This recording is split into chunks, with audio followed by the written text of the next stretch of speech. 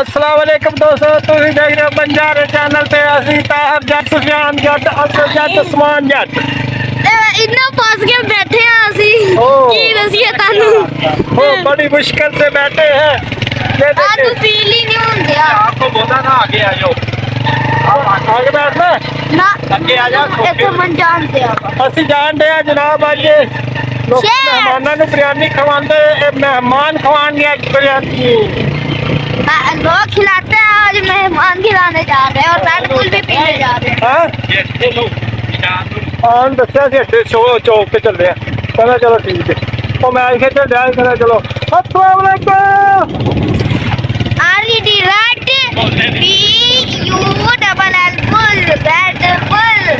हाँ पिछों पे तो बात बोलते मुझे कहना सकते ने मैं रोटी पाया जितना नु वजवर तो पैसा लग रहे सामने वाला जगह बोल के बीच चलाने गई ने नदियाँ उठियाँ मोटियाँ के बीच चलाने गई ने मीडिया पीलिया जिंदू कहते पैर में आता दिखते ने निकल और कोई कसरा करते एक तो कितना दिखते ने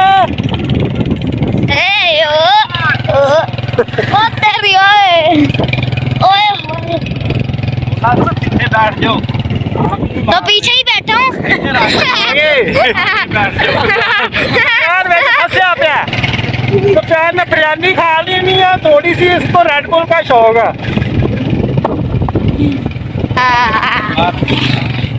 अगला बुलाने जीत गया ताइये खुश खुश ने कौन जीता? हर जल्द जीत गए मूल लगा गई। ओ देखो हार गए।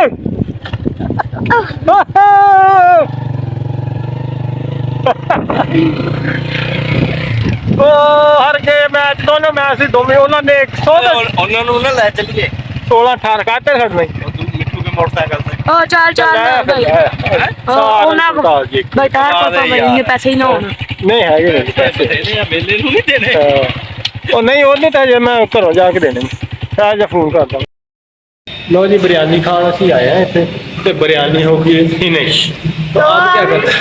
रेड बुल भी पियेंगे और पता नहीं क्या रेड बुल तो पियेंगे उनके पास तो पता नहीं कह रहे हैं कि और कोई बिरयानी है तो वो चेक करते हैं, टेस्ट करते हैं। यार सारा मर्जा ही ना किरकिरा होगा थोड़ा सा, क्योंकि वो भी कह रहे हैं कि बिरयानी खत्म हो गई।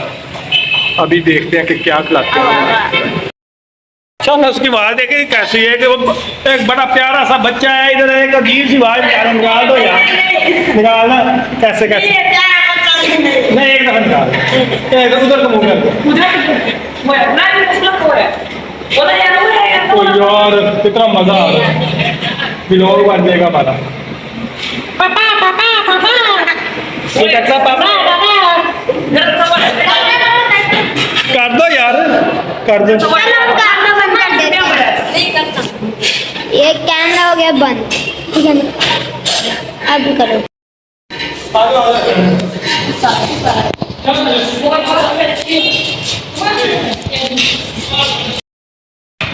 तो ये देखो कितना प्यारा मौसम है। हम इस वक्त खड़े हैं चौक मुंडा में, चौक मुंडे चौक दो। देखो कितना प्यारा मौसम है, इतना अच्छा मौसम होती ये हम तो खुश होती। और इतना प्यारा मौसम है। तुमको सर्दी लगती? तो ये पकड़ना चन्नी, यो ये पकड़ो।